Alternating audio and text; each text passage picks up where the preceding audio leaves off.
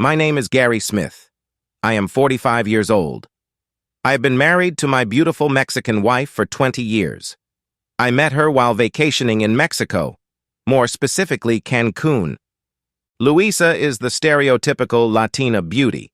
Imagine Ariana Grande, but at the age of 45. That's my wife. Curves, long black hair, medium-sized breasts, and slender, taut legs. Louise works for a female CEO of a medical company. Her boss's name is Suzanne. She has worked for Suzanne for the past 5 years. She has been with the company for 10 years.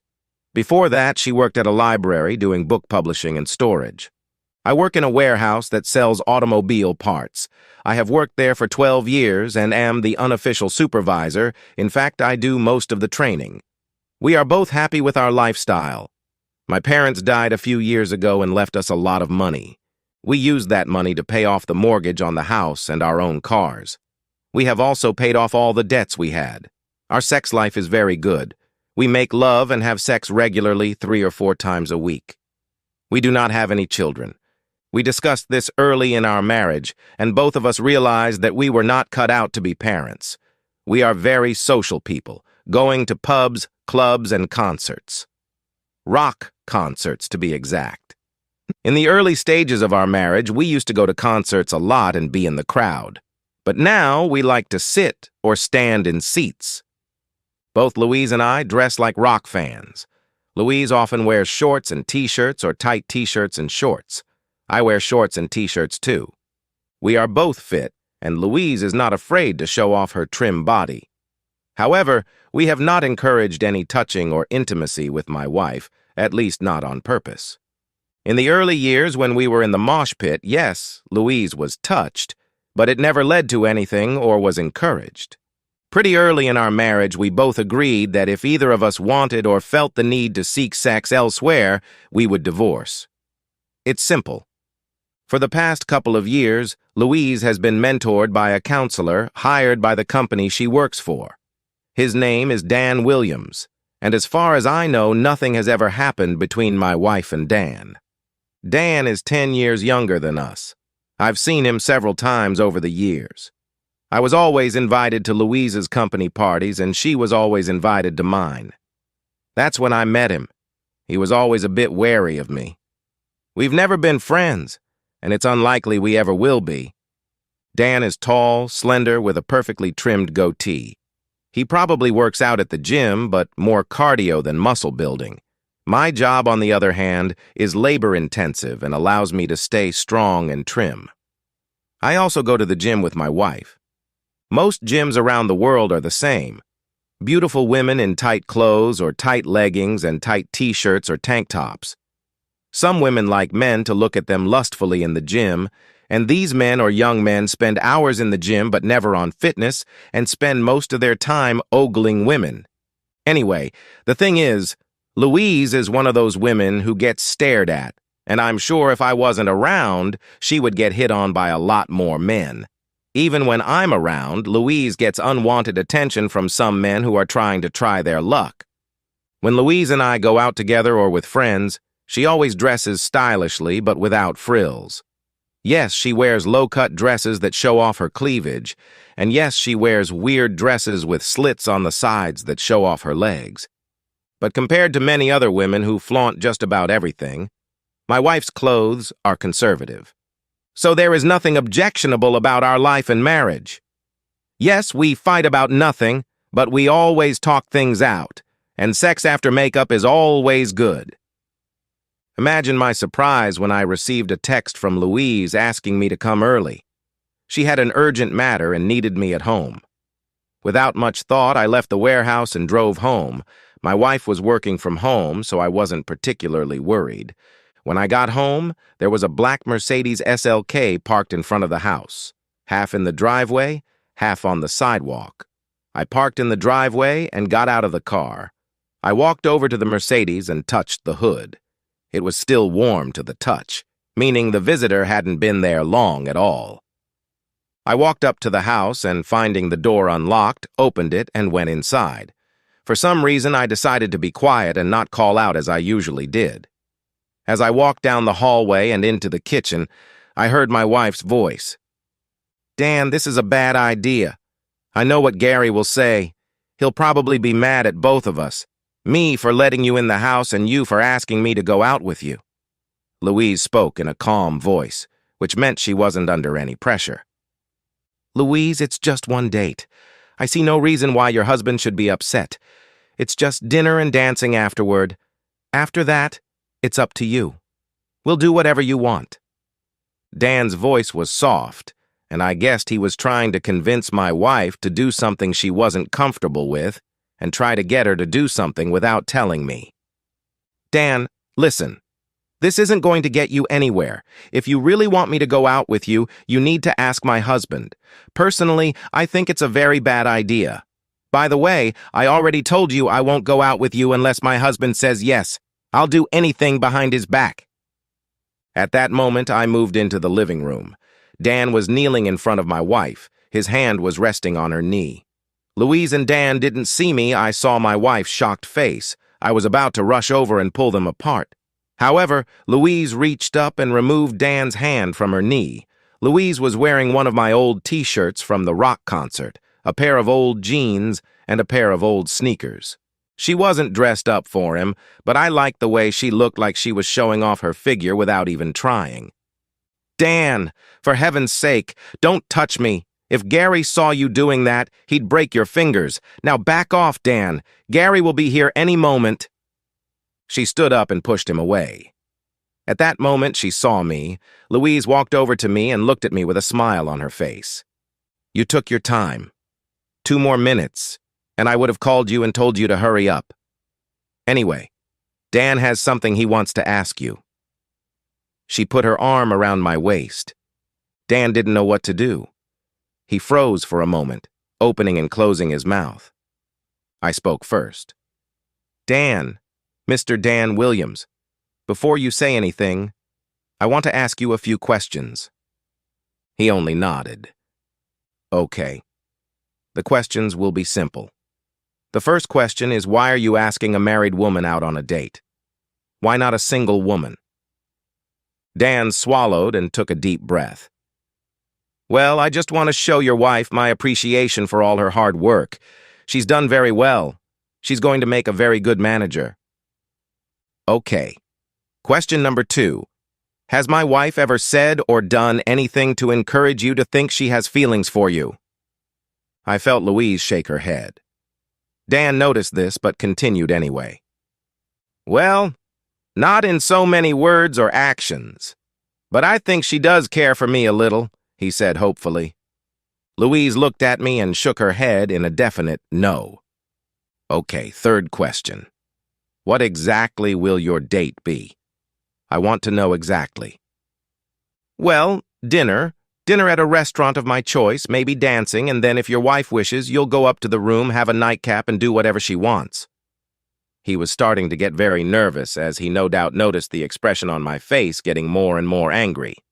So, to summarize, you want to ask my wife out on a date. Not only that, you want to dance with her and then lure her into your pre-booked hotel room, right? I said this through clenched teeth. Dan looked at my wife, then at me. Gary, from what I understand, you and your wife have an equal marriage. Neither of you has the final say. Louise has told me many times that you discuss everything, and you both respect each other's decisions. So, Gary, I'd really like to ask your wife out on a date. Louise stepped back and stopped a foot away from me, then turned, took my hands in hers, and looked me in the eye. Gary, I was in no way encouraging him. I've known for the last couple years that he was falling more and more in love with me. I have behaved in a completely professional manner with him. My love, I emphasize again, I never encouraged him. Today, his asking me out came as a complete surprise. That's why I wanted you to be here to hear him say it. I hugged my wife. Yes, I believed her. In all the time we'd been together, she'd never been late from work. Never once forgotten to text or call me. Not once had she ever given me a reason not to trust her.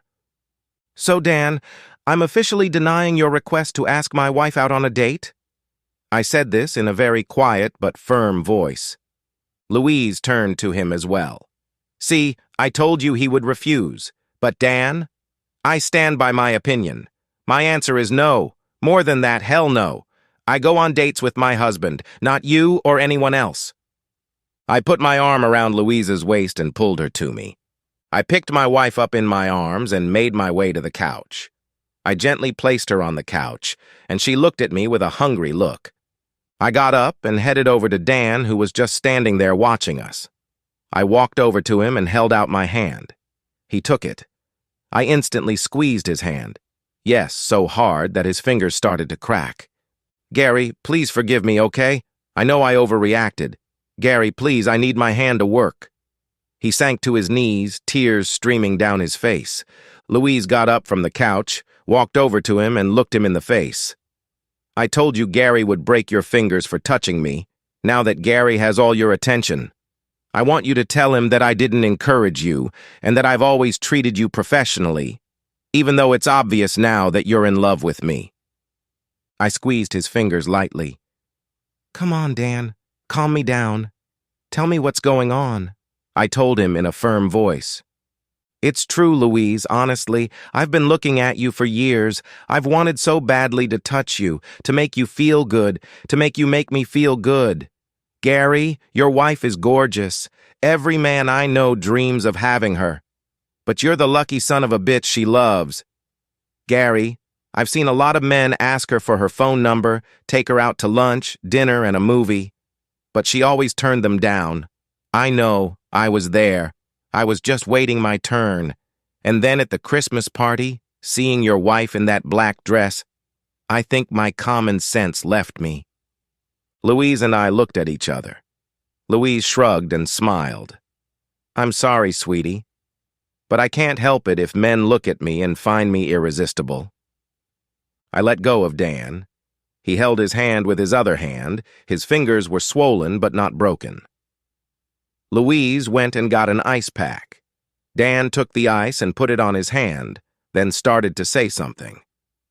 But I interrupted him. Dan, it's okay now. You calmed me down about my wife hitting on you. I trust my wife 100%. You, on the other hand, I don't trust or believe. I held out my hand to help him up. He didn't accept the help, looking angry and frustrated. He threw his shoulders back and seemed to go limp again. Gary, you're a dinosaur. Your thinking is so outdated. Women, especially married women, meet on the street, have fun with whoever they want. And just because a woman is married doesn't change anything these days. So I can't convince Louise to have sex with me. And it seems that unlike some husbands I know, you won't let her. But frankly, you're locked in the Stone Age. So far, I'd been polite to our guest, but no more. I kicked him in the balls with my boot. He collapsed on his back. Louise was a little shocked at first, but quickly came to her senses. She ran up to Dan and slapped him across the face. Dan, how much I respected you as a friend. I appreciate all your help. Thank you for mentoring me. But I'm loyal to my husband and my boss. I'll talk to Suzanne about your behavior at work. You know several marriages have broken up because of you. The wives wouldn't say who was to blame, but recently it's been hinted that you're involved. She sighed and pulled herself together. Before you think of reporting my husband nearly breaking your fingers to the police, I'm willing to swear to anyone that you broke into the house while I was alone. I will testify that I sent my husband a text message asking him to come home, which I did. So, Gary, why don't you escort this piece of shit out of the house? I picked Dan up and half-carried him to the door. I helped him into the car and leaned over him, buckling his seatbelt. Mr. Williams, stay away from my wife. Don't mess with her on your own time. Do not follow her home. Do not approach her in public places. If you don't comply with these demands, your life will change, and not for the better. Gary, fuck you. Your wife isn't worth it. There are plenty of women like her I can fuck, and believe me, I will. Now fuck off and go defend your wife. But someday, someone like me will sleep with her, probably in front of you. I considered my options and punched Dan in the stomach with all my might. Then I slammed his door shut with such force that the car shook. When I returned to the house, I found my wife completely naked, standing in front of the couch. She was looking at me with pure animal lust. "Gary, take off your clothes and have sex with me." Without much foreplay, we kissed, touched each other, and were soon having animal sex on the couch. After we both climaxed, I carried Louise upstairs where we showered and made soft, tender love. My wife had gotten her tubes tied 10 years ago, and I had a vasectomy a week later, so we didn't have to worry about condoms. The next day, we both woke up smiling. We showered as usual, then had breakfast.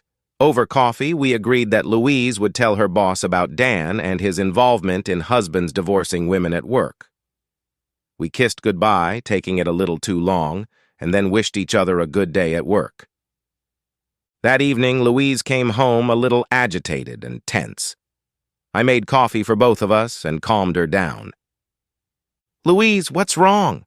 I said, hugging her as she sat on my lap. "Long story short, Dan has completely lost his head. Suzanne fired him after talking to his divorced wives. They all named him as the person who caused their marriage to fall apart. Obviously, he's incredibly good at socializing and getting women into bed, but he was good at covering his tracks. He had pictures of women in compromising poses, so they didn't say anything." "So did he leave quietly or did he make a fuss?" I said half-jokingly. "He made a fuss. Security had to escort him out, and he actually tried to talk to me and get me to testify as a witness. Naturally, I refused. He got really agitated, and eventually the guard had to throw him out of the parking lot. I'm not sure, but I think he might come back here." Before Louise could finish speaking, there was a knock on the front door. Through the glass in the door, I saw it was Dan. I turned to Louise. "Call the police. Tell them there is an intruder trying to break into the house and let them know he may be armed." She smiled. "I'd love to." She dialed the number, and as soon as she was connected, she put on a show. "Please help. There is a crazy person trying to break into my house. I don't know, but he may be armed. Yes, my husband is here. We don't have any weapons. Please come quickly." She gave her name and address, and then called off. "We live pretty close to the police station. It won't take them long to get here." Dan yelled and kicked the door. "Louise, damn it! Open the door so we can talk. I need you as a witness. I can't lose my job. Please, Louise, I've done so much for you." And so on and so on. And then he started blaming my wife for his problems. Finally, I couldn't wait any longer. I went to the door and opened it. Dan wasn't expecting this and fell in, falling flat on his face. I immediately put my size 10 boot on his back, holding him in place. "Well, Dan, it's good to see you again. Looks like you weren't paying attention to what I said. So there will be consequences." I stepped on his hand, and this time I heard his fingers break. Then I stepped back and accidentally, on purpose, stepped on his ankle. It didn't break, but it would be very sore and hurt for a long time. He began to cry like a baby. Louise couldn't help but laugh. "Dan, you claim to be an alpha male. After all, you screwed all those women, right? More like you blackmailed them. Somehow you think that makes you the alpha. No, Dan. It makes you a pathetic asshole who screws up marriages. You make me sick. Gary, again, kick that piece of shit out of here." I opened the door, and just as Dan was crawling out of the house, the police showed up. They immediately handcuffed him and put him in the back of a police van. The female officer spoke to my wife and explained that Dan was a former co-worker who had accused her of getting him fired, threatened her, and vowed revenge. She clung to me and told the officer how restrained I had been with Dan. Louise noted that all the injuries on Dan's hand and ankle were accidental. After making sure there were no weapons, the police officers left, but Dan was clearly a violent man. He was charged with stalking and breaking into our home, as well as violent acts. To top it all off, he was drunk before he drove to our house. So that's another charge. By the time the police left and I cleaned up the stairs, Louise was wearing a black lace lingerie set. She stood still for a moment, giving me a chance to admire her beautiful body. Then she turned and slowly walked upstairs. I was mesmerized by her ass. I know she works hard at the gym, but her ass, breasts, and trim body are just beautiful. And it's all mine, consensual. Life is good. Epilogue.